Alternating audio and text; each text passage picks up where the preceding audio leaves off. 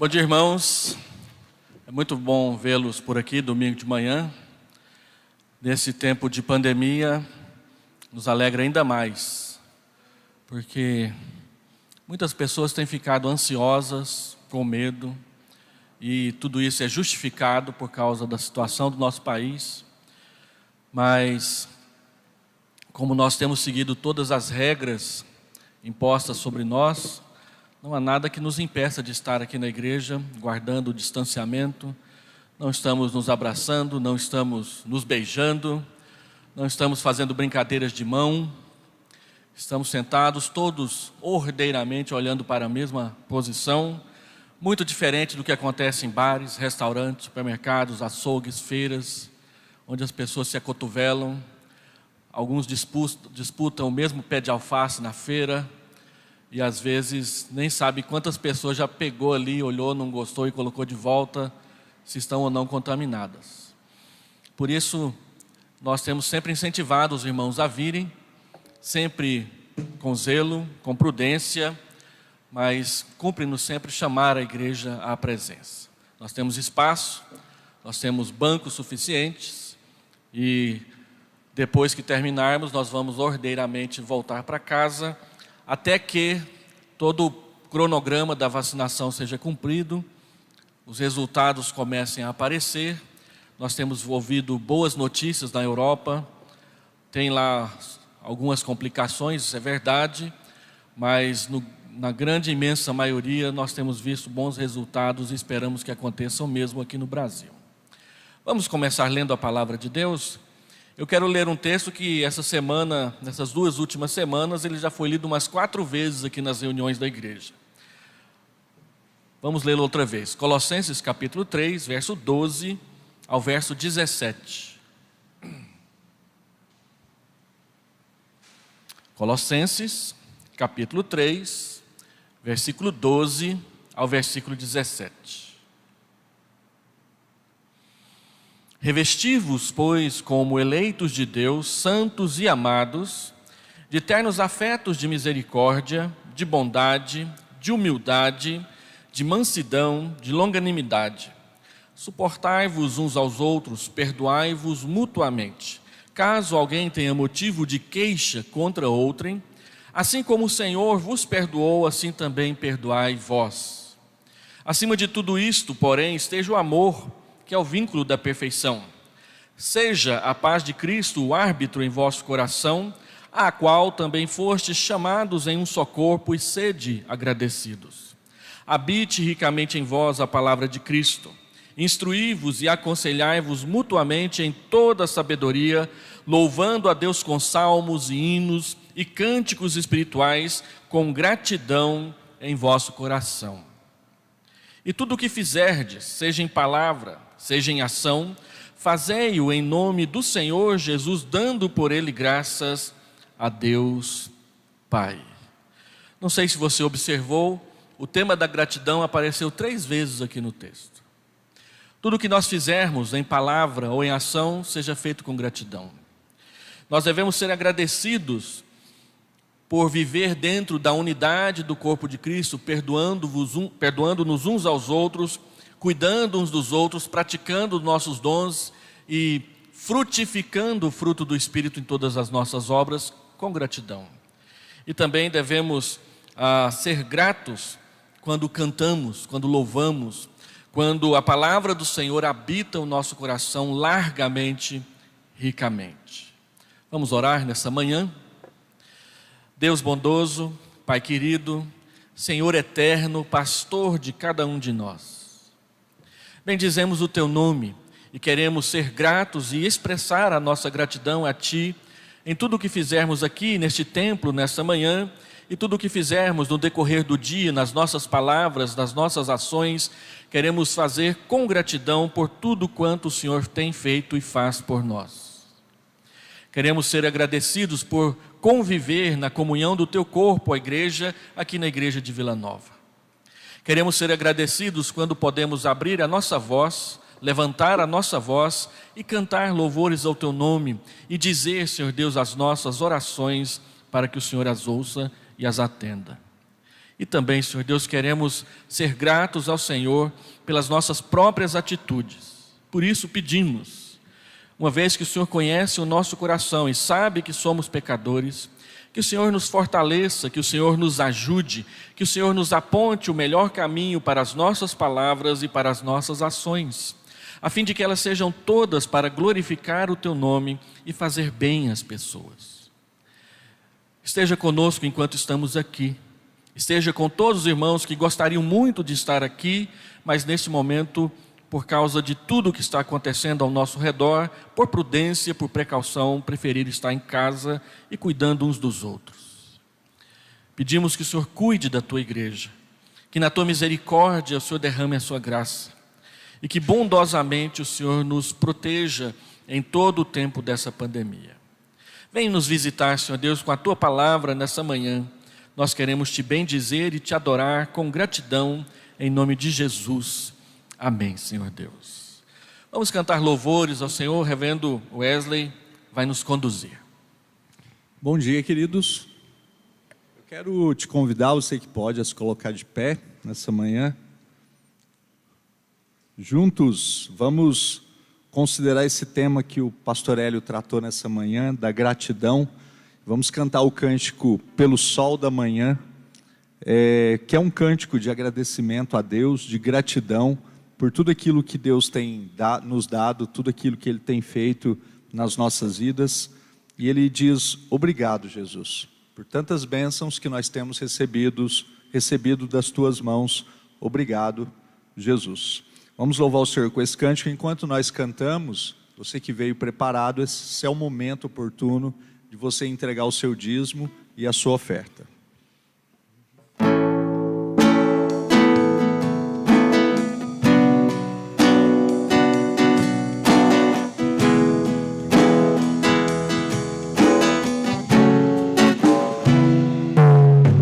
Pelo sol da manhã, obrigado, Jesus, pelo dia que nasci.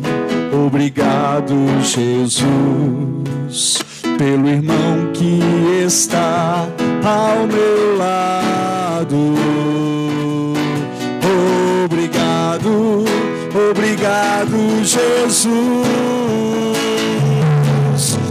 Obrigado, Jesus, pelo amor que não morre, pela nova aliança que foi feita na cruz, pela fé e esperança, pela vida eterna.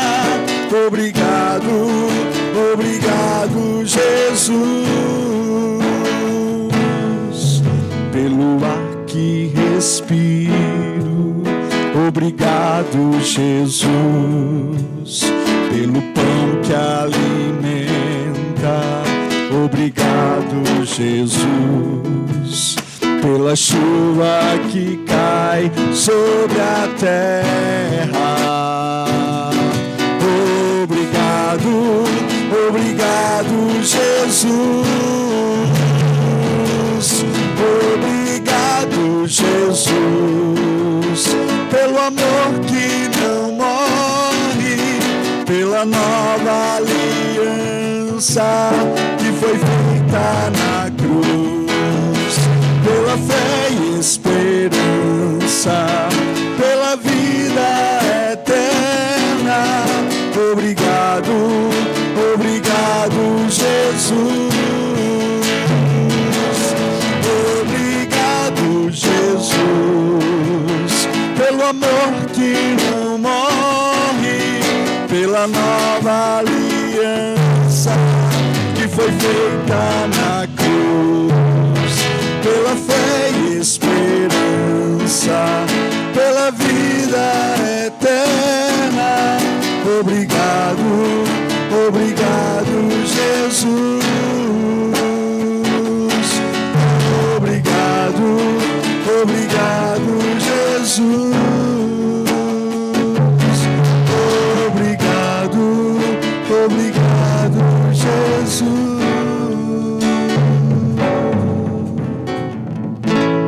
Amém. Vamos orar. Um dos motivos principais que nós temos de agradecimento é porque Deus, Ele nos perdoou e Ele derramou salvação sobre as nossas vidas através daquilo que Cristo fez na cruz do Calvário. Vamos agradecer ao Senhor, porque nós temos o perdão vindo das suas mãos. Pai, eu quero te agradecer, porque apesar de sermos pecadores, Pai, apesar de falarmos, pensarmos e fazermos aquilo que é contrário à tua vontade, o Senhor nos perdoa e nos aceita na tua presença por causa de Cristo Jesus.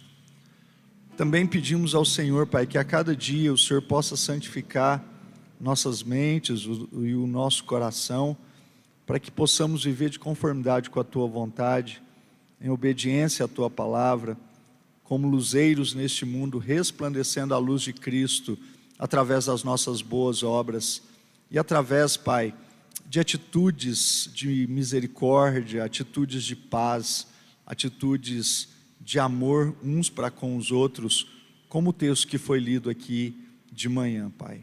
Sabendo que o Senhor é adorado quando nós agimos dessa forma, uns para com os outros. Portanto, Pai, que o Teu Santo Espírito possa trabalhar o nosso coração, para que possamos ir nos santificando a cada dia, à luz do Teu Evangelho, à luz da Tua Palavra, para vivermos de acordo com a vontade do Senhor, Pai. Nos ajuda. E que o Senhor possa nos sustentar em todas as coisas. Nós oramos assim em nome de Jesus. Amém. Amém. Vamos louvar o Senhor com esse cântico, Descansarei.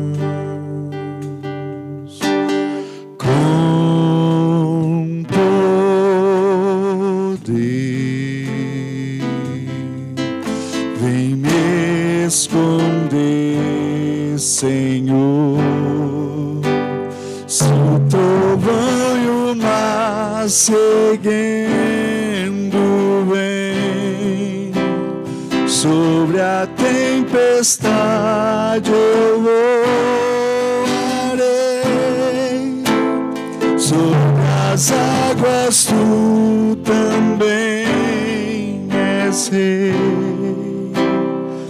Descansarei, pois sei que és Deus.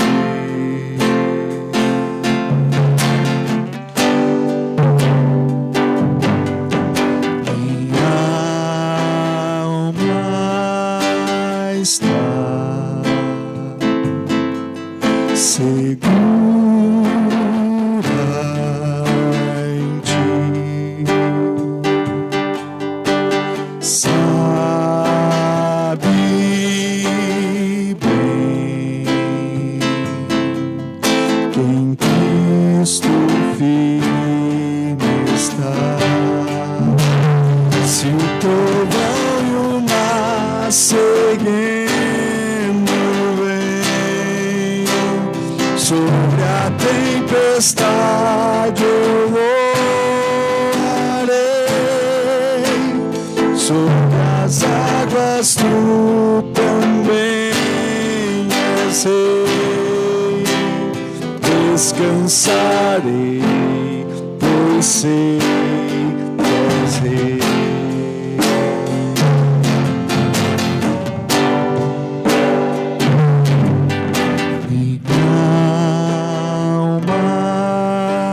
Está segura em ti, sabe bem que em Cristo firme está. Se o trovão seguindo vem sobre a tempestade, eu voarei sobre as águas, tu também és Rei. Descansarei, pois sei que és Rei. Se o trovão seguindo vem sobre a tempestade, eu voarei sobre as águas, tu também és Rei. Descansarei, pois sei que és Deus. Descansarei, pois sei que és Deus. Descansarei, pois sei que és Deus.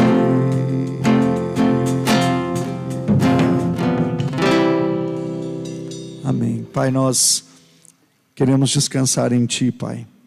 Eu sei que há momentos que o nosso coração se aflige por tantas coisas que passam sobre nós, quantas tempestades nós enfrentamos neste mundo caído, mas nós queremos sempre declarar, Pai, que o nosso refúgio é o Senhor.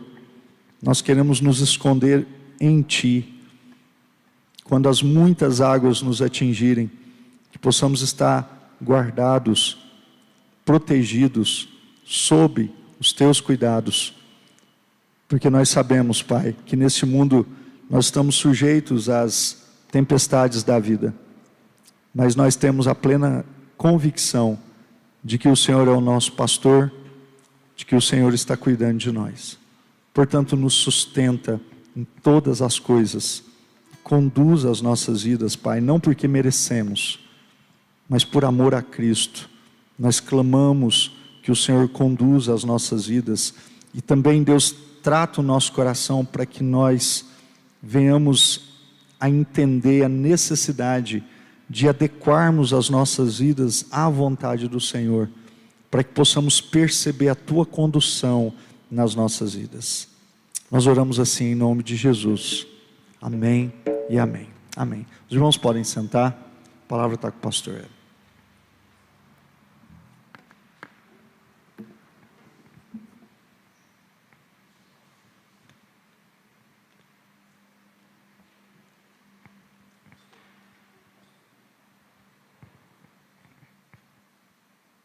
Som.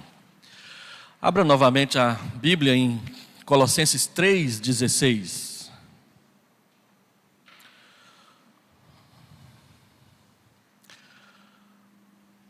Para refrescar a memória dos irmãos, hoje, 31 de janeiro, o Conselho convocou a Assembleia Ordinária para acontecer logo após o culto da noite. Aqueles irmãos e irmãs que são mais antigos e se lembram o quanto que a Assembleia costuma ser grande, nós não vamos fazer tão grande assim. Ano passado nós tivemos a experiência de fazer logo após o culto, e o culto foi apenas meia hora, um pouco além do normal. Hoje à noite nós faremos o sermão bem menor, isso é promessa do pastor que ele pretende cumprir, e gastaremos. A Assembleia Ordinária, ela tem uma característica que às vezes nos confunde.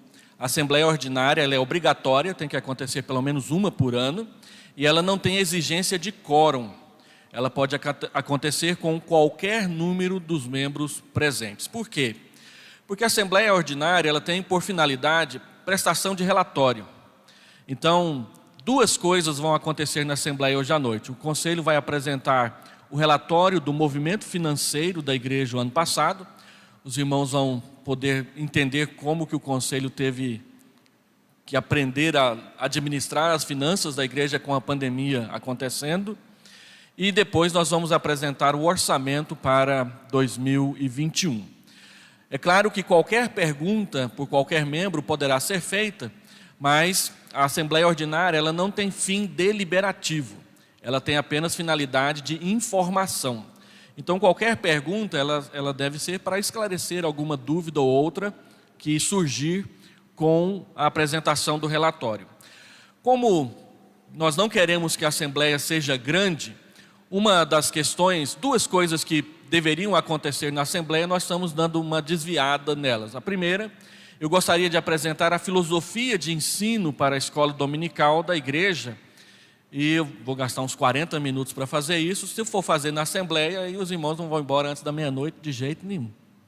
Então eu quero fazer agora de manhã, vai ficar gravado no canal da igreja, você pode acessar e conferir, e depois encher o pastor das perguntas que você quiser fazer apropriadamente, de forma adequada, tá bom?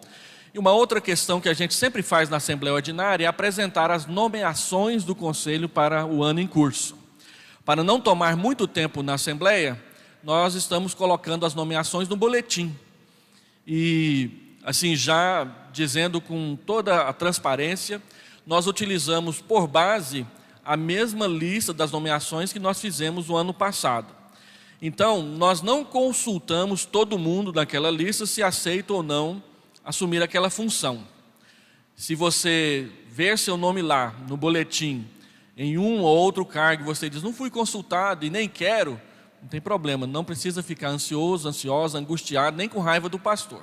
Você pode procurar e falar, olha, pastor, esse ano eu não gostaria de ter essa função, e dar suas devidas explicações, tá bom? Mas outra questão é que nós fizemos essas nomeações pensando na igreja aberta, não pensando na igreja fechada com a pandemia. É claro que alguns daqueles departamentos, algumas daquelas comissões, algumas daquelas classes de escola dominical, elas estão momentaneamente suspensas. E nós fizemos as nomeações pensando na escola dominical já completamente aberta, e temos falado sempre para a igreja que o nosso propósito é aumentar o tamanho da nossa escola dominical. Nós somos uma igreja com 500 membros, mas temos uma escola dominical com 160 matriculados. Então, 2/3 da igreja não frequenta a escola dominical. E nós queremos aumentar a escola dominical para que ela se torne mais atrativa e diversificar os temas e assuntos para que nós possamos vir à igreja estudar a palavra de Deus juntos. Você não lembra, eu também não lembro, mas antes de 1780 não existia escola dominical. Como que a igreja doutrinava e discipulava os membros? Por meio de visitação. Naquela época as cidades não eram tão grandes como são hoje. Uma igreja que é famosa na história da igreja é a igreja de Gloucester, que Richard Baxter foi pastor, e os pregadores costumam encher a boca para dizer que a igreja dele, ela tinha 20% da população da cidade. E aí a gente pensa, Goiânia, né, 2.200.000 habitantes, não, Gloucester tinha 4.000 habitantes. Então a igreja dele tinha 830 membros. E uma igreja de 830 membros numa cidade de 4.000 habitantes fazia uma diferença muito grande. É dito, por exemplo, que ruas inteiras, as pessoas cantavam o hino a manhã inteira daquela cidadezinha. Eu tive a oportunidade de fazer um trabalho evangelístico em Morragu de Goiás, 4.000 habitantes. Você percorre a cidade inteira em um dia. Queira Deus que Goiânia fosse assim, né? A gente percorrer a cidade inteira em um dia, mas não é assim. Eu quero, então, nessa manhã, gastar um tempo mostrando para os irmãos o que nós pretendemos para a nossa escola dominical a partir de 2021 e convidá-lo a abraçar essa ideia e inseri-la, colocá-la, parafusá-la na vida da sua família. E o texto que eu quero utilizar então é Colossenses capítulo 3, versículo 16, que é um texto muito conhecido, e como eu disse, nessas últimas 2 semanas ele foi tratado aqui na igreja 4 vezes. Essa é a 4ª vez que nós vamos tratar desse texto, nas 2 últimas semanas aqui na igreja. Habite ricamente em vós a palavra de Cristo. Instruí-vos e aconselhai-vos mutuamente em toda a sabedoria, louvando a Deus com salmos e hinos e cânticos espirituais, com gratidão em vosso coração. Então, o que esse texto está dizendo? Ele diz pelo menos 4 verdades bíblicas reveladas pelo Espírito Santo e colocadas aí na Escritura, para que nós meditemos, aprendamos e pratiquemos na nossa vida cotidiana. A primeira verdade ensinada aqui é que a palavra precisa habitar em nós. A palavra de Deus precisa ser conhecida por nós com familiaridade. Se eu for na sua casa e você disser assim, fique à vontade, abra a geladeira, conheça o meu armário de panelas, e aí você diz assim, eu quero coar um café, arruma para mim, pastor Hélio. Eu vou ficar perguntando toda hora, onde fica o coador? Onde que fica o açúcar? Como é que você guarda o café? Ontem aqui na igreja, eu tive que servir ao presbitério, e como nós não pedimos às irmãs que conhecem a cozinha para nos ajudar, lá vai eu lá para a cozinha descobrir onde é que ficava o pó de café. Gastei uns 20 minutos para descobrir que ficava numa vasilha branca quadrada, num lugar onde eu nem imaginava que alguém guardaria café. Então seria assim, eu não saberia onde estariam os lençóis, eu não saberia onde estariam as roupas, eu não saberia onde estaria a pipoqueira para fazer pipoca para as crianças à tarde. Mas se eu morasse lá e participasse ativamente das coisas da casa, eu saberia exatamente aonde estão. A semana passada nós fizemos a mudança da nossa filha caçula, e quem guardou as coisas delas em casa fomos nós. Toda hora chegava uma mensagem de WhatsApp, onde você colocou a minha sandália tal? Mãe, onde é que está aquela tiara assim, dessa cor, desse jeito? E foi a semana toda desse jeito, porque fomos nós que guardamos para ela na nova casa, que ela também estava conhecendo. Então, há uma diferença muito grande em simplesmente frequentar uma casa, ou frequentar uma igreja, e habitar nessa casa. Quem habita na casa sabe de tudo que nela acontece e onde as coisas estão. E a palavra de Deus, o Senhor Deus diz para nós que esse deve ser o tipo de relação que nós devemos ter com a Escritura Sagrada, a palavra de Deus. Ela deve habitar, ela deve morar no nosso coração. Mas ele diz mais, ela não só deve morar, como ela deve morar ricamente. Ela deve saber de tudo, ela deve estar em todos os lugares, ela deve participar de todos os momentos, ela deve conduzir as nossas vidas em cada ação, em cada decisão que nós precisamos tomar. Há uma diferença de um almoço rico de um almoço de um prato feito. Quando você faz um banquete por causa do aniversário de alguém na sua casa, por causa de um dia especial, a mesa é farta, tem variedade, tem colorido, tem sabor, tem bebidas, tem até os talheres que você guarda lá no fundo do armário para dias especiais. Mas quando é o dia a dia, às vezes a gente come, como dizia meu pai, a gente come roscovo, né? Arroz com ovo. Resolve. O reverendo Jeremias Pereira diz que às vezes a gente faz só combustível lá em casa, a gente não faz comida.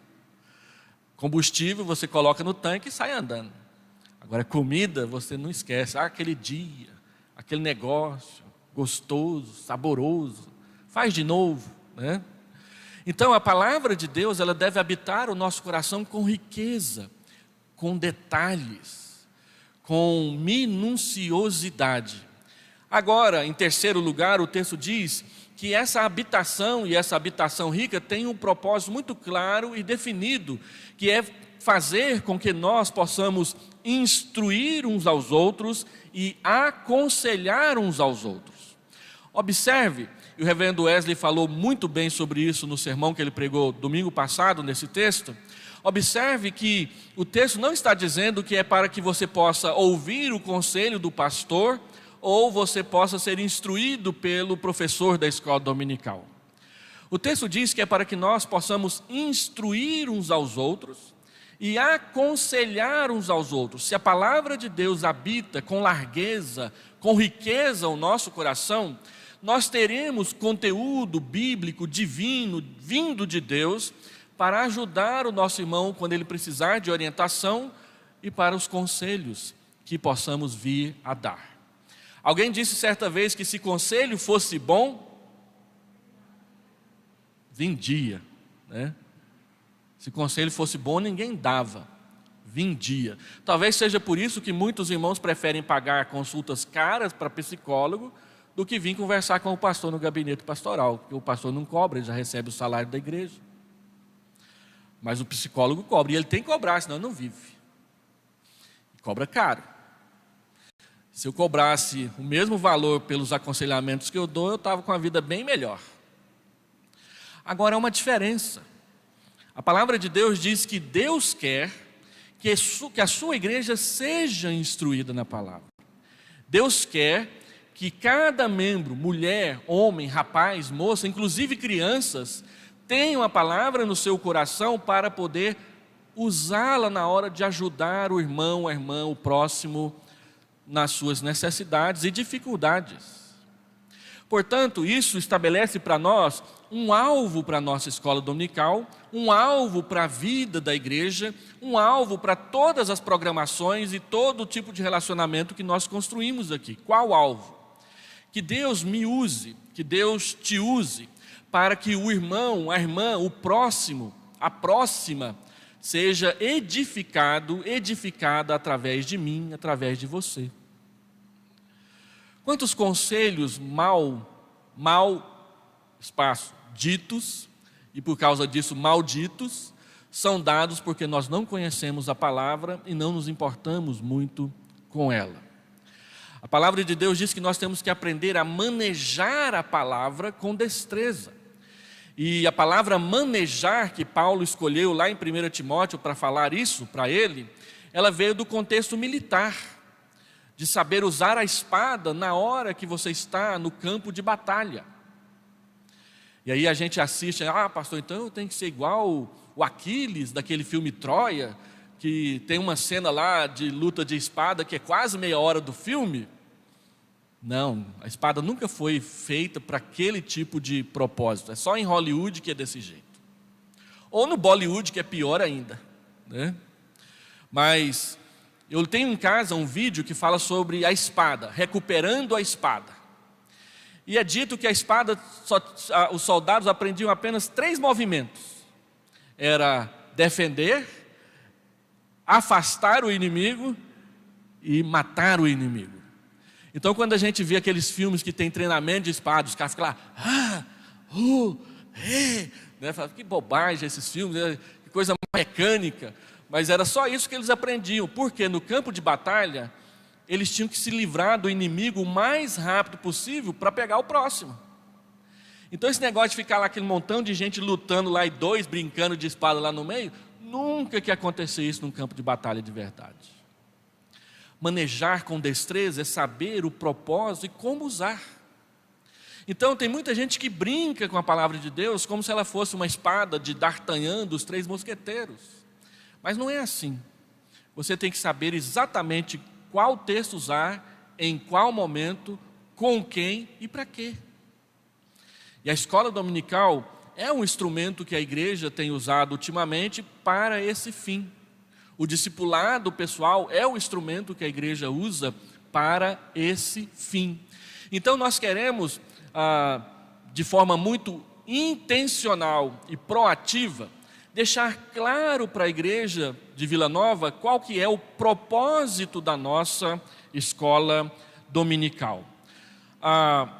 toda a nossa escola dominical e a forma como nós vamos usar a Escritura Sagrada no ensino, ele deve partir daquilo que nós comumente chamamos de cosmovisão cristã.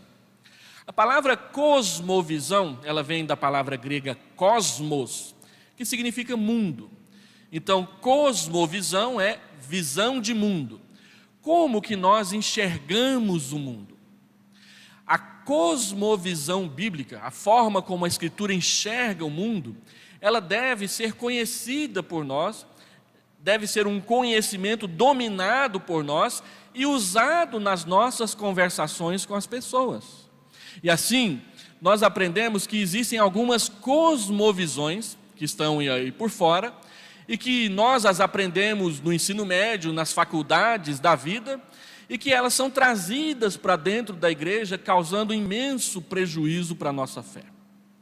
Uma visão muito comum e muito utilizada no mundo lá fora é de que a história que nós estamos vivendo, ela é cíclica. A história do mundo é cíclica. Hoje tem uma nação que é poderosa, ela domina, a sua língua é a mais falada, todo mundo tem medo das suas armas e tal coisa. Essa nação, ela cresce, chega no apogeu, ela declina, experimenta o ocaso e outra nação toma o seu lugar. Foi assim que o Egito dominou o mundo conhecido dos tempos bíblicos. Mas depois foram os assírios, depois foram os babilônios, aí os persas derrotaram os babilônios, aí os gregos derrotaram os persas, aí os romanos tomaram o lugar dos gregos. Aí os bárbaros acabaram com os romanos, tentaram reedificar o santo império romano germânico, que é o império da época da Reforma. Napoleão achou que dava conta de fazer a mesma coisa.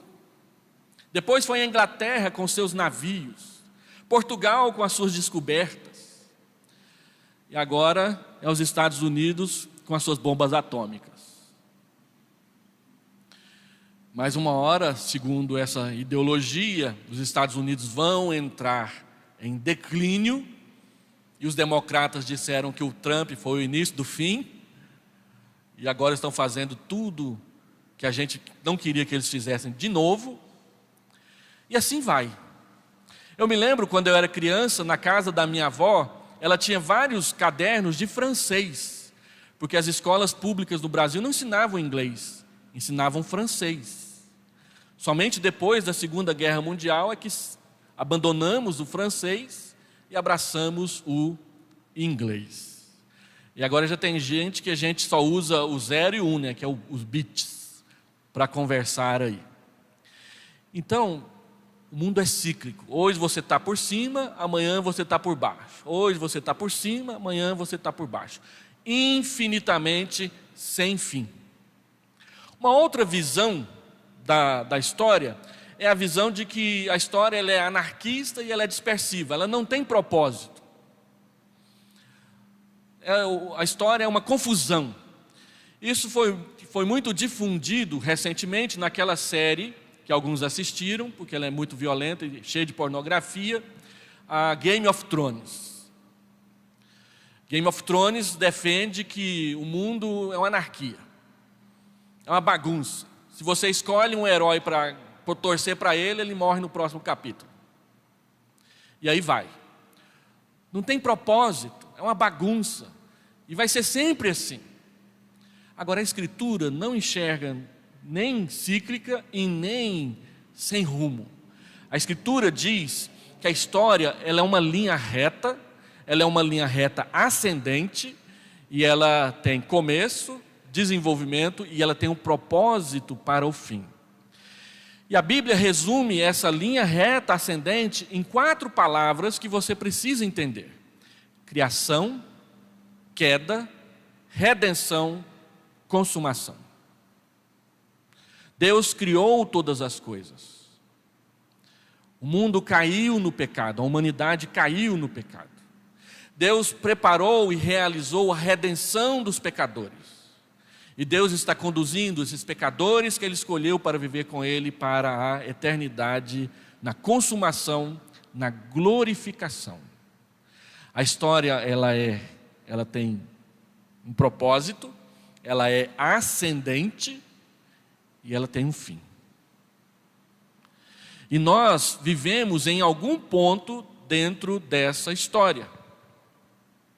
Por isso que é importante nós conhecermos, por exemplo, Gênesis 1 a 11. Vocês sabiam que Gênesis 1 a 11 é a parte da Bíblia mais contestada nas faculdades e pelos estudiosos modernos, contemporâneos? Porque é lá que diz que Deus criou o homem. Porque é lá que diz que o homem se tornou pecador. Porque é lá que diz que o homem entrou em confusão nas suas línguas, e isso veio como um castigo de Deus para a arrogância. Porque é lá que diz que Deus é povo para ser seu na história de Abraão.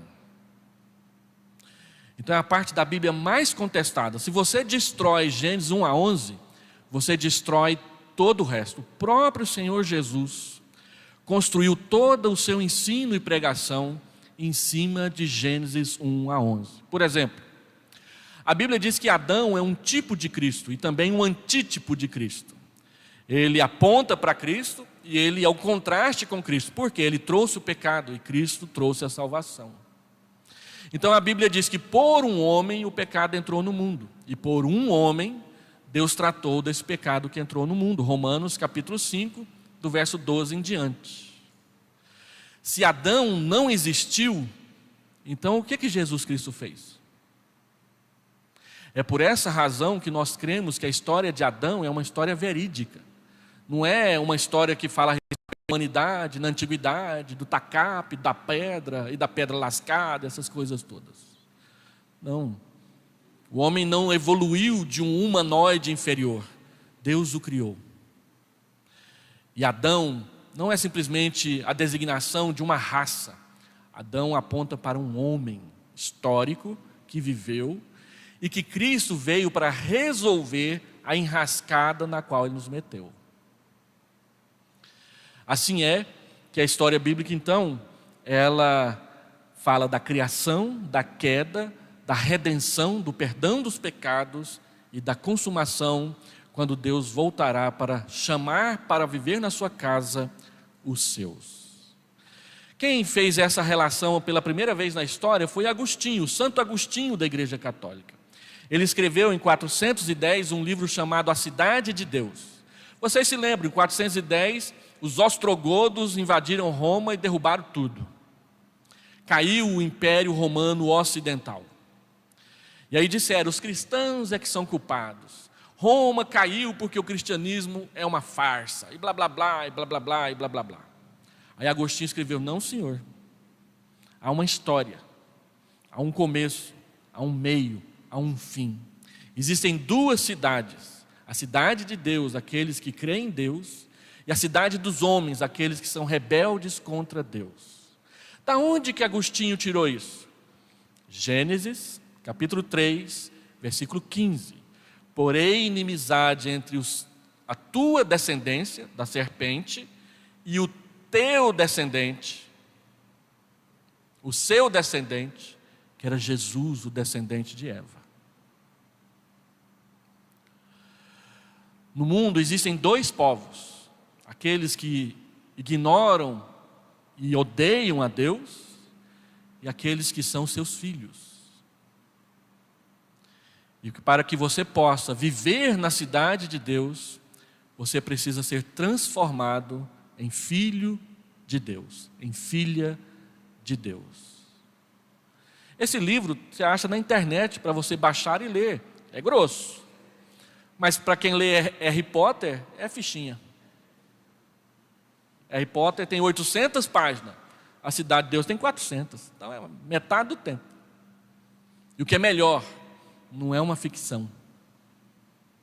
É a verdade. Então, a nossa escola dominical, ela é baseada nessa cosmovisão.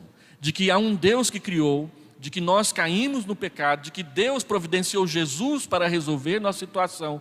E nós estamos caminhando para o fim. Fim glorioso. Fim abençoador, fim onde vamos morar eternamente com o nosso Pai. E mais, essa cosmovisão de criação, queda, redenção e consumação, ela é apontada nas Escrituras com 3 fios, 3 cordões, que você percebe a cada instante, que são eles: o reino, o pacto ou a aliança e o mediador. Os principais temas da Escritura são Deus revelando o seu reino. Tanto é que a Bíblia diz que Jesus veio para proclamar o reino de Deus. É Deus falando da sua aliança: vós sereis o meu povo e eu serei o seu Deus. E Ele dizendo como que Ele nos transformou de seu povo por meio de um mediador.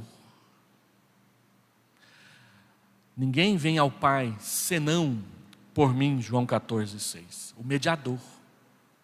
Então, quando nós contamos as histórias bíblicas para as nossas crianças no departamento infantil, nós mostramos para elas que elas estão crescendo dentro do reino, de que elas estão inseridas e contadas, por isso nós somos presbiterianos, na aliança.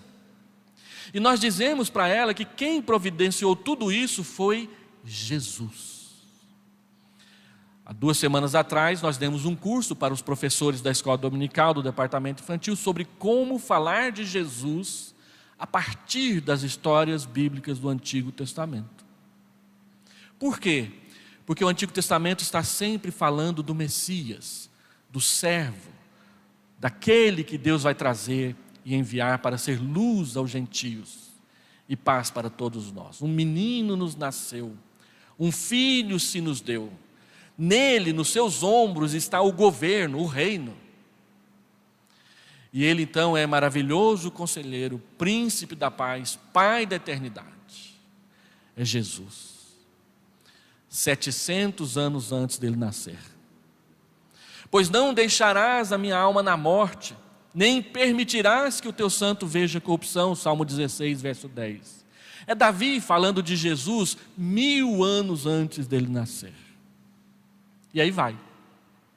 Então, nós queremos que a igreja saiba do reino, que a igreja saiba e entenda e se perceba dentro da aliança, e que ela se relacione, que ela conheça, que ela ame Jesus, o único mediador entre Deus e os homens. Quanto mais conhecermos Jesus, mais conheceremos Deus. E há tanta coisa sobre Jesus nas Escrituras que a gente nem percebe, que a gente nem olha, e que tem tudo a ver com as nossas angústias, com as nossas tremedeiras, com as nossas palpitações e com os nossos medos, que Ele socorre, que Ele cura e que Ele livra e salva. Então, o que é que se espera dos nossos professores da escola dominical, como aqueles que vão ensinar a palavra na escola dominical? Alguns compromissos. O primeiro compromisso é que eles creiam e conheçam a soberania de Deus. Muitas pessoas brigam com Calvino dizendo que Calvino é o inventor da doutrina da predestinação. Nada a ver. Agostinho já falava da predestinação muito antes de Calvino. Calvino só copiou dele. A grande questão de Calvino é que Calvino mudou o lugar da teologia onde ele tratava da predestinação. Sempre na história da igreja tratava-se da doutrina da predestinação no ambiente da providência de Deus, do cuidado de Deus com a igreja. Aí Calvino, respondendo à pergunta de um seminarista, o seminarista sempre faz uma pergunta que muda a história teológica da igreja. Ele então, respondendo à pergunta do seminarista, que perguntou o seguinte: por que algumas pessoas respondem positivamente ao Evangelho e outras não respondem negativamente ao Evangelho? E aí Calvino deu aquela resposta que todo mundo ouve, mas ninguém quer aprender: por causa da predestinação. Ou seja, Calvino tirou a doutrina da predestinação lá da providência e colocou ela na soterologia, como um instrumento que Deus usa no seu programa para salvar os pecadores. É fácil de entender, difícil é de engolir. Então os nossos problemas com essa doutrina não têm a ver com o entendimento dela. Nós entendemos ela fácil, ela só tem 3 postulados. Nós temos dificuldade de aceitá-la. Mas por que Calvino fez essa transferência? Não é porque ele queria aparecer, e nem porque ele entendeu equivocadamente a Escritura, mas é porque ele queria dar o devido valor à soberania de Deus. Quem escolhe? Quem salva? Quem determina as coisas? O soberano Deus. O ponto principal da doutrina calvinista não é a doutrina da predestinação, embora a gente tenha que brigar com muita gente por causa dela. O ponto forte da doutrina calvinista é a crença inequívoca na soberania de Deus. Então nós cremos que Deus é soberano, e é Ele então que determina as coisas, é Ele que aprova as coisas, é Ele que permite as coisas. Eu levanto os meus olhos para os montes e pergunto: de onde me virá o socorro, diz o Salmo 121. E ele mesmo responde, ele dá 3 respostas. Primeiro ele diz: o meu socorro vem do Senhor, que fez os céus e a terra. O Senhor que é o Criador. Aí a frase que vem a seguir é um nó na cabeça das pessoas: Ele não permitirá que os meus pés vacilem. Ele não permitirá que os meus pés vacilem. Ele é soberano. E terceiro, Ele é o guarda de Israel. Guarda a entrada, guarda a saída, guarda do sol, guarda da lua, guarda de manhã, guarda de tarde, guarda do começo até o fim. Então de onde me virá o socorro? De Deus que é Criador, de Deus que é soberano, de Deus que é pastor. Fácil demais, né? Dá até para fazer o sermão de domingo que vem à noite. Então, soberania de Deus, você crê que Deus é soberano?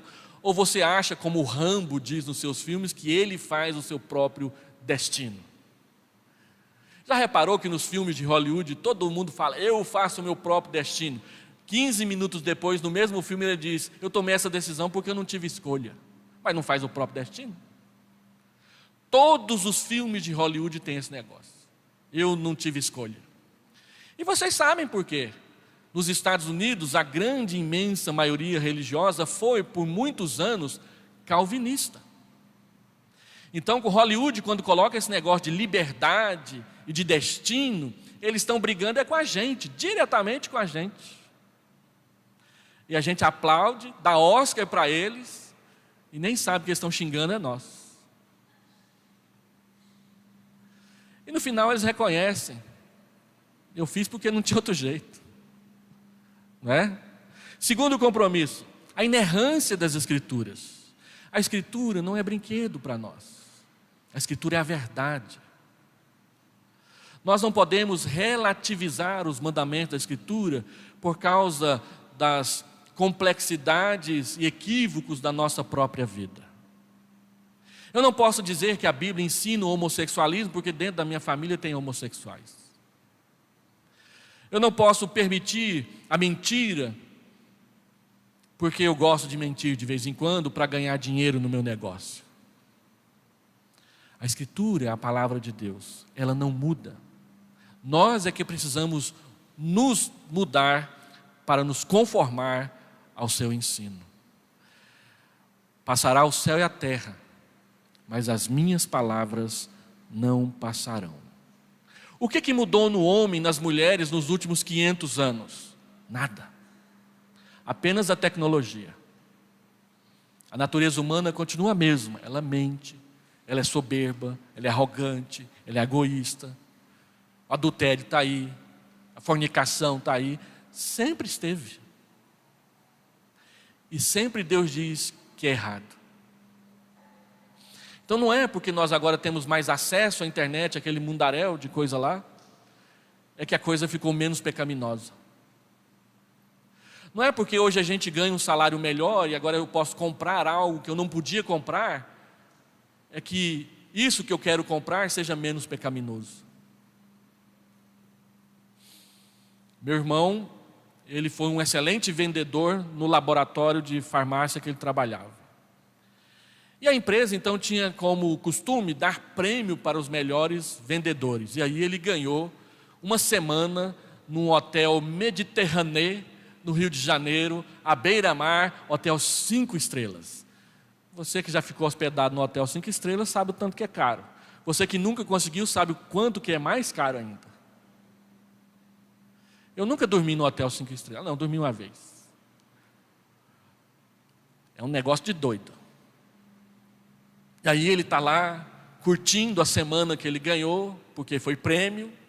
De repente ele faz uma curva atrás de um jardim e tinha uma revista pornográfica fazendo fotos de uma mulher nua ali no jardim.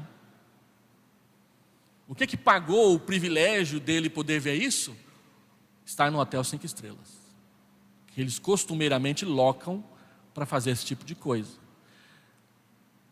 E aí criou plateia, né? Então muita gente rica tem acesso a muita coisa que a Bíblia condena, com mais facilidade. E a gente precisa tomar cuidado com essas coisas. A Bíblia não erra. Nós é que erramos. Terceiro, lealdade à confissão de fé. A confissão de fé é o nosso documento histórico doutrinário. A confissão de fé não é maior do que a Bíblia. A Bíblia é inerrante, a confissão de fé tem erros. Tem um monte de gente que fica gastando a vida inteira para achar erro na confissão de fé e acha. Ela foi feita por homens. Mas o que é importante a gente saber das confissões de fé é que elas resumem as doutrinas que nós cremos.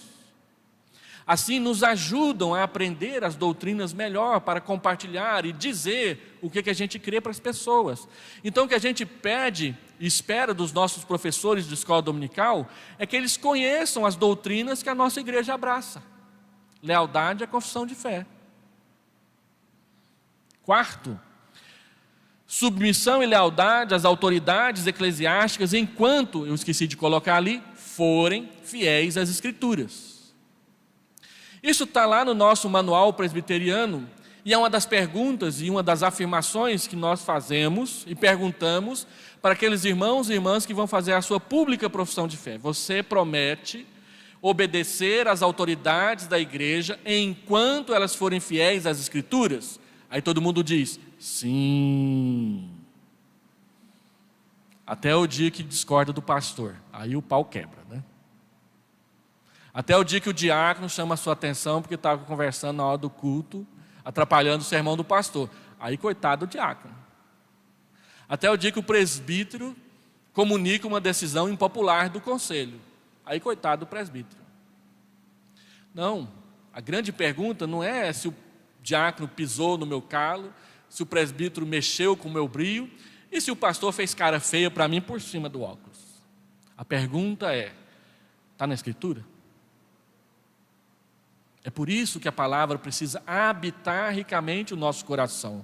Porque muitas vezes nós não gostamos de algumas decisões que são tomadas depois de muita conversa na liderança da igreja, porque a gente não sabe o que da Escritura eles usaram para retomar essa decisão. Nós não conhecemos a Bíblia. Nós não lemos a Bíblia com frequência. E precisamos fazer isso. Então, espera-se que os professores de escola dominical, em primeiro lugar e como exemplo, sejam submissos à liderança da igreja enquanto elas forem fiéis às Escrituras. Um presbítero, presbítero Joaquim Mendes, eu vou falar o nome dele porque já é fato consumado isso que ele falava. O Joaquim Mendes era presbítero na primeira de Uruaçu. E toda vez que a gente examinava candidatos à pública profissão de fé, ele fazia a mesma pergunta. Por isso que eu sei, que ele sempre fazia, então eu decorei. Então ele perguntava assim para o adolescente, para a moça que estava se preparando para a pública profissão de fé. Ele diz assim, o que você acha? De repente a gente olha para a nossa igreja, tão feia essas paredes, né? Não tem enfeite. O que você acha se a gente colocasse uma estátua de Calvino ali do lado esquerdo da igreja e uma estátua de Maria aqui do lado direito da igreja e a gente dissesse para que todo mundo na hora que passasse beijasse o pezinho? O que você acha? Aí uma moça uma vez respondeu assim, maravilha, ia ficar bacana. Mas eu lembro de um adolescente que respondeu assim, de jeito nenhum, isso é idolatria. E ele fazia essa pergunta exatamente para falar sobre essa resposta, sobre obedecer às autoridades da igreja, enquanto forem fiéis às Escrituras. Por quê? Se de repente a gente começar a fazer um monte de coisa que não é fiel à Escritura, os membros têm sim o direito e o dever de questionar. mas não antes de ver se é isso mesmo que está lá na Escritura, não é? Eu já presenciei briga incrível na igreja. Uma vez eu presenciei uma briga de 2 presbíteros para saber que tipo de porta a gente ia colocar no templo novo. Um queria que a porta fosse de abrir, igual aquela lá, e o outro queria que ela fosse de dobrar, para ocupar pouco espaço, o templo era pequeno. E tive que separar uma briga de 2 senhoras uma vez, porque uma queria rosas e a outra queria rosa amarela no enfeite da mesa da ceia, no dia da celebração da ceia. Então a gente vê muita coisa. Agora a pergunta é, e a Escritura? O que a Escritura diz? Por que a gente faz assim? Não tem problema nenhum colocar rosa, e menos ainda colocar rosa amarela. Vamos entrar no acordo, né? De repente, nesse domingo a gente coloca rosa, no domingo que vem a gente coloca amarela. E faça o favor de vir na igreja e parar de ficar olhando com inveja para o trabalho do outro, né? Tá certo? Então, lealdade, participação ativa na vida da igreja com seus dons e com seu serviço. Tem uma coisa que acontece, e eu quero que você observe se está acontecendo aqui. Tem gente que só vem na igreja o dia que ministra. É professor de escola dominical, aí a gente faz uma escala, só vem na igreja o dia que está na escala. Isso não é assiduidade. Tem gente que toca um instrumento e só vem na igreja o dia que vai tocar, ou o dia que vai cantar. E se não cantar, não vem. Isso acontece aqui? Observe. Porque não pode acontecer. Então nós esperamos que os nossos líderes sejam assíduos, que os presbíteros sejam participativos, que os diáconos estejam presentes, os professores de escola dominical conheçam as suas salas e a liderança conduza o trabalho da melhor forma que a gente conseguir para a glória de Deus. E por último, aliás, antepenúltimo, vida devocional frutífera. Se eu quero ensinar a Bíblia, eu preciso conhecer a Bíblia que eu ensino. Pergunta oficial que não quer calar: quantas vezes você já leu a Bíblia inteira? Uma vez nós estávamos preparando 27 homens para serem presbíteros e diáconos de 2 igrejas que seriam organizadas aqui em Goiânia. E aí nós perguntamos: quantos de vocês já leram a Bíblia inteira pelo menos uma vez? Um irmão levantou a mão e disse: eu já li uma vez. Quando eu estava na primeira igreja, eu fiz uma campanha lá, na escola dominical. No lançamento da escola dominical, nós desafiamos os irmãos a lerem a Bíblia inteira aquele ano, especialmente os homens. Porque eu achava e continuo achando um absurdo alguém ser eleito presbítero ou diácono na igreja sem ter lido a Bíblia pelo menos uma vez. Porque a Bíblia diz claramente que para ser presbítero e diácono não pode ser neófito, ou seja, não pode ser novo na fé. Então você começa a deixar de ser novo na fé quando você leu a Bíblia inteira pelo menos uma vez. E aí, um ano depois, um irmão chegou para mim e disse: pastor, agora eu posso ser candidato ao presbiterato dessa igreja, porque esse ano eu li a Bíblia inteira, aceitando o seu desafio. É por isso que nós publicamos no boletim da nossa escola dominical um cronograma de leitura anual das Escrituras. Você tem acompanhado? Outro dia eu fiquei muito contente que uma irmã me mandou uma mensagem me dando bronca. Pastor, não publicou essa semana a tabelinha da leitura da Bíblia. Pode bater. Leia a Bíblia.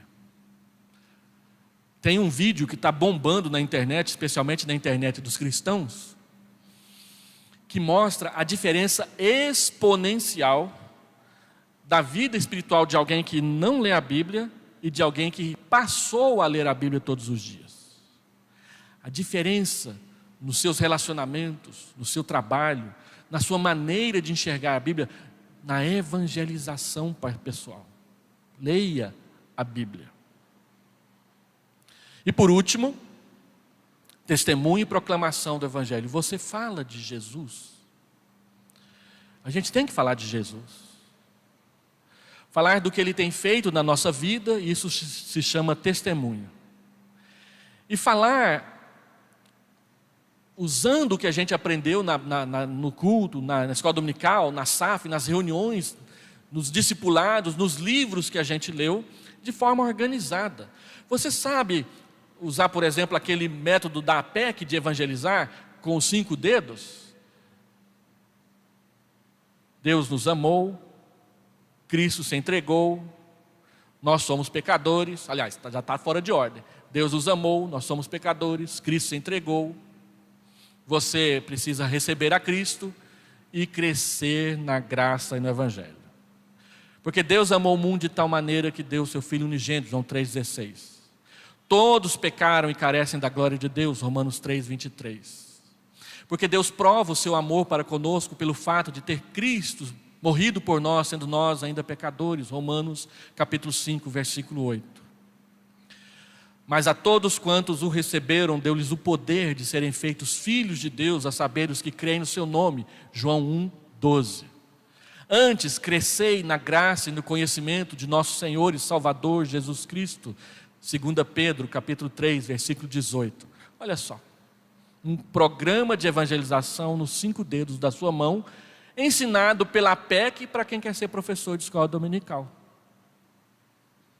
Aprendi isso há 25 anos atrás, num curso da APEC que eu fiz. Então, essas coisas. Andando um pouquinho mais, esse é um organograma provisório, porque pode ser que está faltando alguma coisa nele, de qual que é o tamanho da igreja de Vila Nova em uma página. Esse é o tamanho da igreja de Vila Nova em uma página. Nós temos o conselho e a junta diaconal, que são a liderança principal da igreja, são os oficiais eleitos pela igreja. E a igreja então é subdividida em tesouraria, a estrutura que envolve a secretaria e a zeladoria, as comissões. Nós temos a comissão de finanças e orçamento, nós temos a comissão de exame de contas, que olha se o conselho está administrando corretamente o dinheiro da igreja, e nós temos a comissão de construção e reformas, que é quem sempre fica de olho para ver o que precisa ser reformado primeiro e com prioridade. Nessa comissão nós temos um documento entregue pela SAF pedindo para a gente reformar a cozinha. Já está aprovado, só está faltando o din-din para fazer. Está na nossa lista. Está na nossa lista arrumar esse templo esse ano, pelo menos por dentro. Olha o tanto que ele está manchado. Tem igrejas por aí que estão mais feias, mas a nossa também não está bonita. Já tem muitos anos que foi feita a última pintura aqui. E depois já fez buraco para colocar umas coisas, já fez buraco para tirar outras coisas, para melhorar a acústica, para melhorar o som. Agora nós estamos com um projeto que já foi aprovado, mas ele vai ser feito por etapas, de tentar tirar esse eco do templo que irrita todo mundo. Ontem aqui na reunião do presbitério, falava aqui na frente do microfone, lá no meio ninguém entendia, porque o templo estava meio vazio. Aí de repente o irmão levantou lá atrás e fez um monte de considerações, eu não entendi a metade do que ele falou. Então, nós queremos melhorar a acústica da igreja, resolvemos isso nas transmissões da internet, lá não tem eco, graças a Deus. E o que a gente fez? O Fred apresentou um projeto. Ele propôs que a gente retirasse esses retornos aqui da frente e colocasse fone de ouvidos em todos os músicos, para diminuir a retroalimentação do som que essa concha faz da aparelhagem de som da igreja. O retorno joga o som na concha, a concha joga de novo na igreja, que já tem aquelas caixas que estão jogando. Por isso que parece que tem hora que você ouve 2 pessoas falando ao mesmo tempo. Uma outra proposta dentro desse projeto é melhorar o piso aqui do palco para ele ficar mais acústico. Como que se faz isso? Ou um piso de madeira, ou um carpete acústico. Então, está na lista. Se a gente for trocar o carpete aqui na frente, aquele verdão lá tem que sair. Porque eu tenho certeza que as mulheres vão falar para mim assim: pastor, uma cor na frente e outra atrás, que história é essa? É ou não é? E outra coisa, ele é muito escuro. Quem senta lá atrás fica na escuridão. Se a gente colocar uma cor mais clara, o templo fica mais claro. Dá uma aparência de mais claro. Então, a gente ir pintar esse templo. Por quê?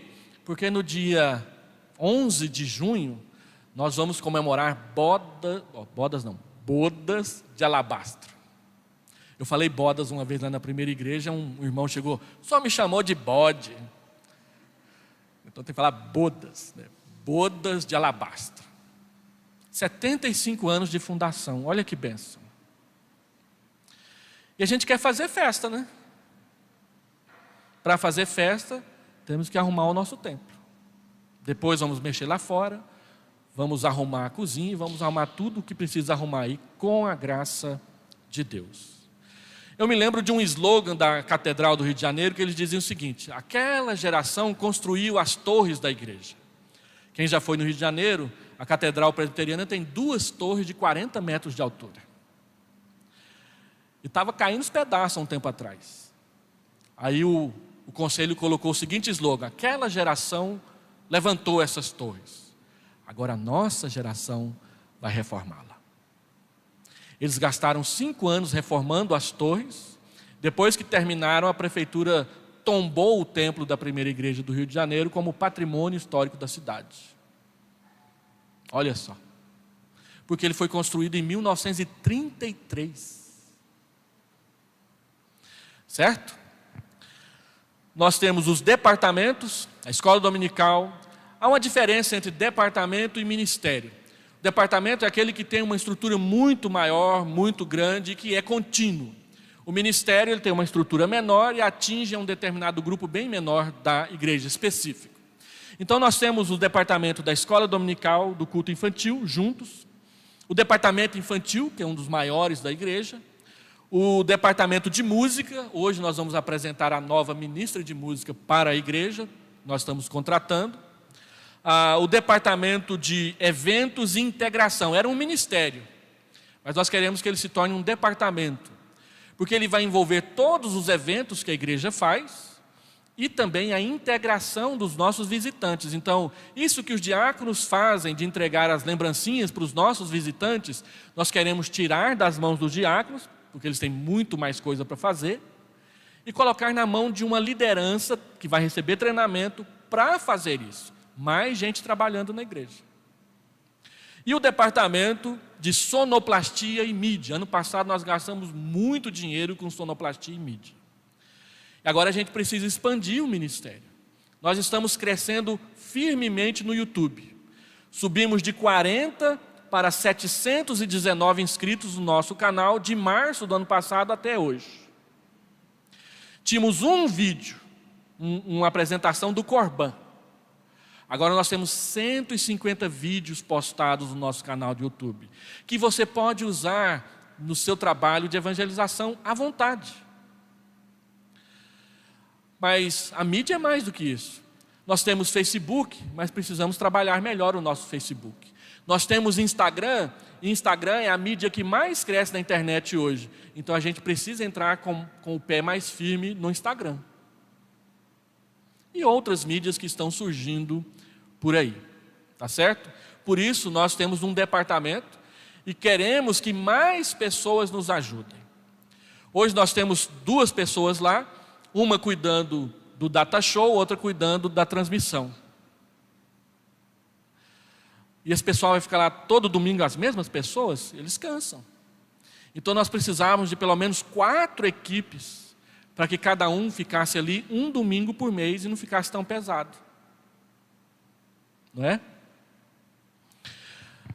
Ministérios de homens, nós vamos ressuscitar o ministério de homens esse ano. Estamos aí planejando isso com alguns homens da igreja. SAF, que é estabelecida e forte aqui na igreja. A mocidade, adolescentes. O nosso ministério de surdos, nós queremos fazer investimento no ministério de surdos para ele voltar a crescer. Olha na internet, são poucas igrejas que têm, junto com a transmissão do culto, tradução em Libras. Nós temos. Então nós precisamos fazer isso crescer. Trazer surdos para a igreja. Me disseram que antigamente tinha uma ala aqui com 21 surdos. Hoje nós temos 4. Não é? Casais, grupos familiares, missões e a Universidade da Família, que é conduzida pelo presbítero Samuel e a sua esposa. Nós queremos entender que a Universidade da Família, que é praticada aqui nas nossas dependências, seja também um ministério da nossa igreja, para que mais pessoas possam usufruir dos excelentes cursos para a vida familiar que a Universidade da Família oferece. Esse é um organograma da escola dominical, não a que nós queremos que seja. Então, a escola dominical, ela tem adultos, fundamentos da fé, adolescentes e jovens e crianças.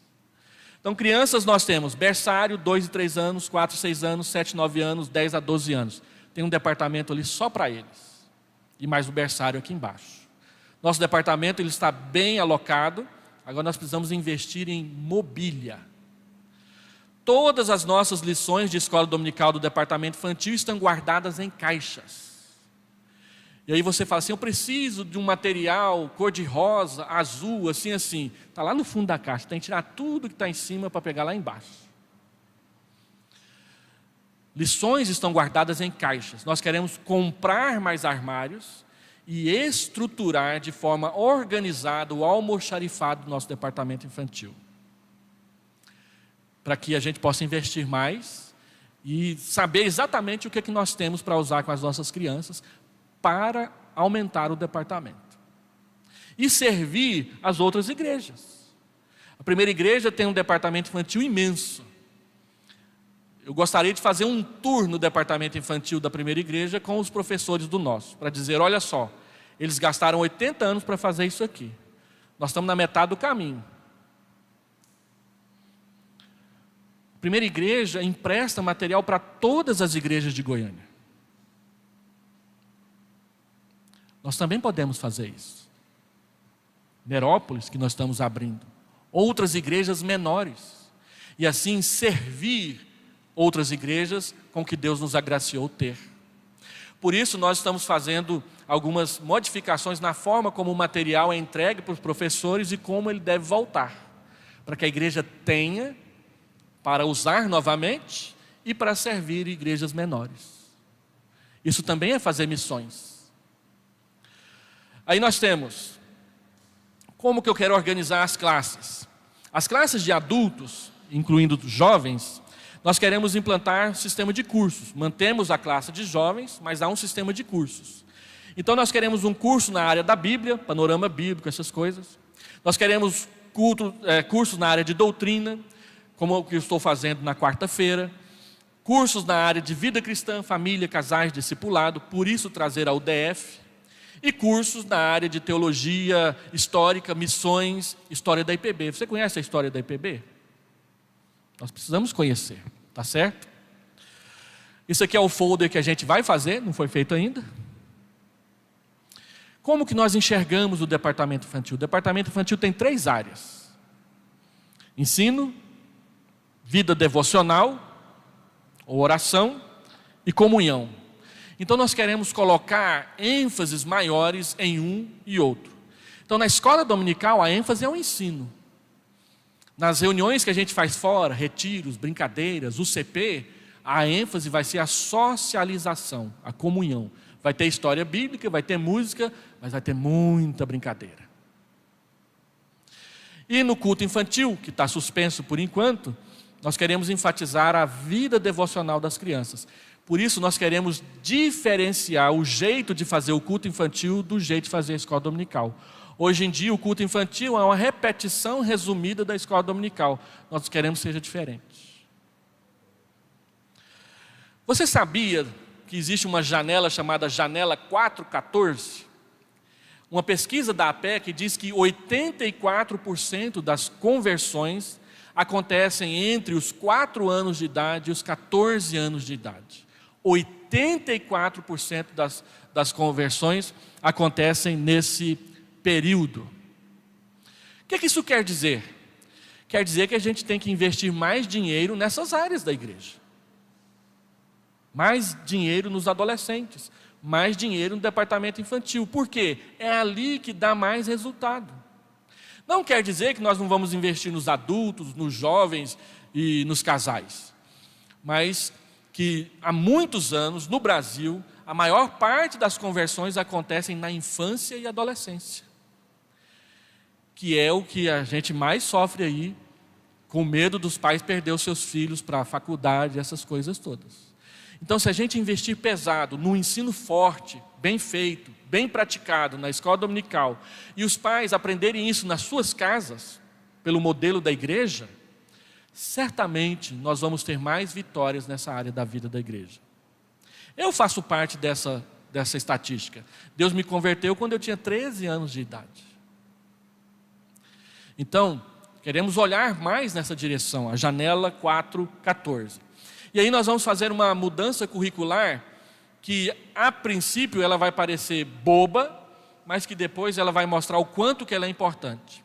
Nós queremos organizar o nosso currículo do departamento infantil de acordo com a ordem de todas as histórias bíblicas, para que todas as crianças da igreja conheçam todas as histórias da Bíblia, do Antigo e do Novo Testamento, até os 11 anos de idade.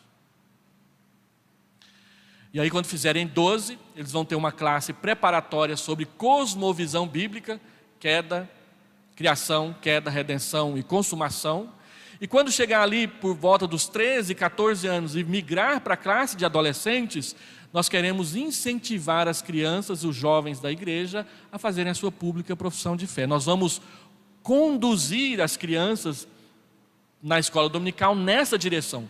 Conduzir não quer dizer forçar, porque essa é uma decisão da pessoa orientada por seus pais. Há um tempo atrás, um pai chegou para mim e falou assim: matriculei a minha filha na classe de fundamentos da fé. Eu falei: oh, que bom. Por quê? Não, porque ela tem que fazer a profissão de fé. Aí eu perguntei: mas ela quer? Porque se ela não quiser, ela vai te obedecer, vai fazer e vai se afastar. Mas ela quer? Então nós queremos conduzir, nós não queremos forçar. Por que isso? Porque tem uma cláusula na Constituição da igreja que diz o seguinte: que quando o jovem completa 18 anos, se ele não fizer a sua pública profissão de fé, ele é excluído do rol de membros por maioridade. Deve ser excluído por maioridade. Por quê? Porque no Brasil, quem faz 18 anos é considerado adulto. Tem plena condição de dizer se ama ou não ama Jesus. Não é? Então nós queremos antecipar isso, conduzindo a nossa escola dominical na direção da pública profissão de fé.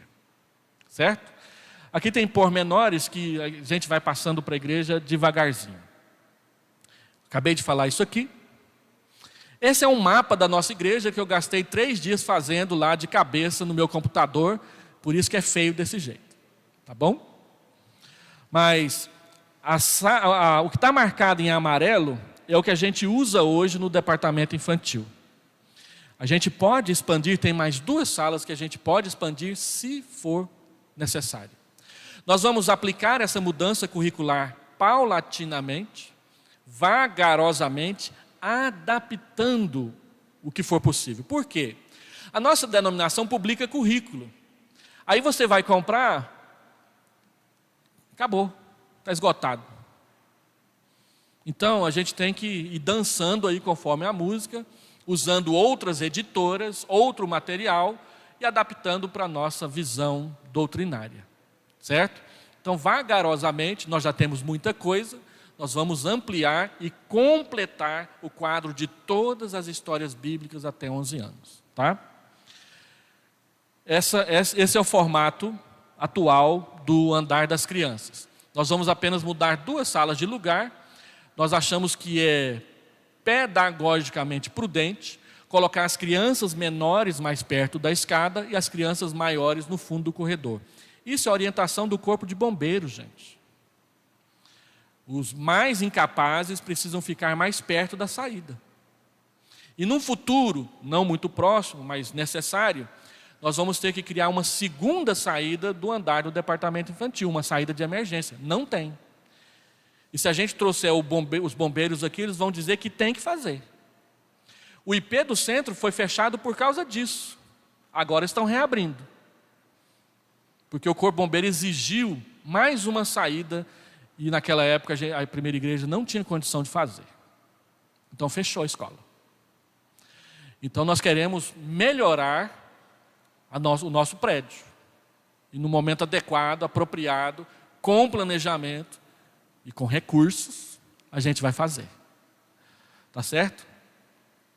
Essa é aquela visão que eu mostrei do departamento de jovens e adultos, começando da Bíblia, abrindo para as doutrinas e missões e a história da igreja. E esse é o que a gente tem para usar o departamento de adultos. A princípio, porque o mapinha ficou maior, parece que a gente tem muito mais salas para o departamento de adultos. Não, tem algumas salas aqui que estão vazias. Por exemplo, ali na casa nós temos 3 salas que estão vazias. Que se a gente precisar aumentar a escola dominical, a gente pode ir lá, dar uma reformada e usar. Não é? Nós temos a sala da junta diaconal, que pode ser adaptada para uma sala pequena de escola dominical. Por exemplo, a UDF, ela só pode ter 12 alunos. A gente pode usar a sala da junta diaconal para a UDF, no domingo. Então a gente ainda tem alguma coisa que a gente pode abrir. Mas vamos fazendo devagarzinho, e agora a pandemia está atrapalhando um pouquinho. Tá? E por último, até que enfim, graças a Deus, o pastor está acabando. Esse é o formato da escola dominical do departamento infantil. Por enquanto, nós vamos ter só a sala de adultos aqui, ela vai ser transmitida para os irmãos que não podem vir para a igreja. Os jovens têm permissão para funcionar, o reverendo Wesley está conversando com eles para ver como é que vai ser o funcionamento da sala de jovens. Os adolescentes também têm permissão para funcionar, o Samuel vai conversar com os pais para ver como é que vai ser o funcionamento da sala de adolescentes.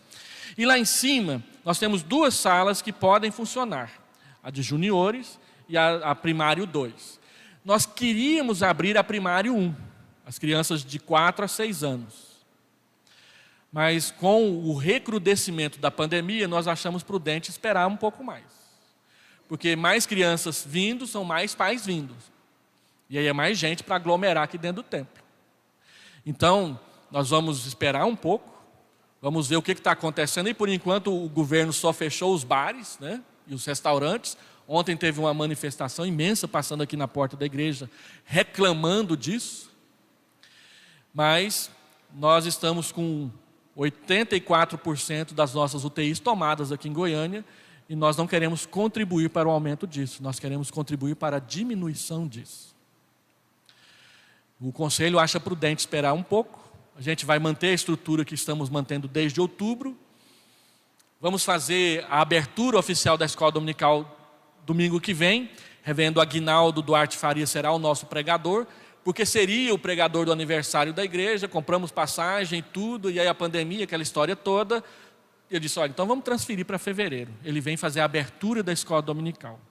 Mas a abertura mesmo vai ser só depois do feriado de carnaval, se tiver, né? Porque estão dizendo por aí que o governo também vai passar por cima do feriado, uma vez que não vai ter carnaval. E vão jogar o feriado lá para junho. Então, se não tiver feriado, nós vamos abrindo aí lentamente a nossa escola dominical para este ano. Vamos terminar? Falei 1h30. Não, falei 1 hora. Tá bom? Está no YouTube, você pode assistir de novo. Hoje à noite não vou mencionar isso para a assembleia ser menor. E pode vir conversar comigo. Vem conversar comigo. Nós não queremos fazer nada de forma impositiva, você tem que caber nessa camisa de força, mas nós vamos andar nessa direção, nos adaptando, nos organizando, para que a nossa escola dominical seja intencional. Tá bom? Vamos orar? Deus Santo, Pai amado, o Senhor é bondoso, o Senhor é benigno e o Senhor é poderoso. Nós nos encurvamos perante a Tua soberania e reconhecemos a Tua graça fiel derramada sobre todos nós. Obrigado pela Tua palavra que ensina. Permita que a igreja possa assimilar essa visão e que o Teu Espírito mesmo convença daquilo que pode vir a ser bom nessa nova visão, que não é muito diferente da anterior, tem apenas poucas coisas diferentes, mas que o Senhor mesmo trabalhe no nosso coração. Enquanto isso, fortalece a fé dos cansados, cuida daqueles que estão desanimados, enche do teu espírito aqueles que precisam ser desafiados, para que nossa escola dominical seja uma bênção, em nome de Jesus. Amém. Deus dê a todos um domingo de paz. Hoje, quando você chegar, a primeira coisa que você vai fazer é assinar o livro. A liturgia do culto será a devocional da Assembleia, e nós vamos ter 2 momentos na Assembleia. Mostrar o movimento financeiro do ano passado, mostrar o orçamento para este ano. Ok? Deus te abençoe.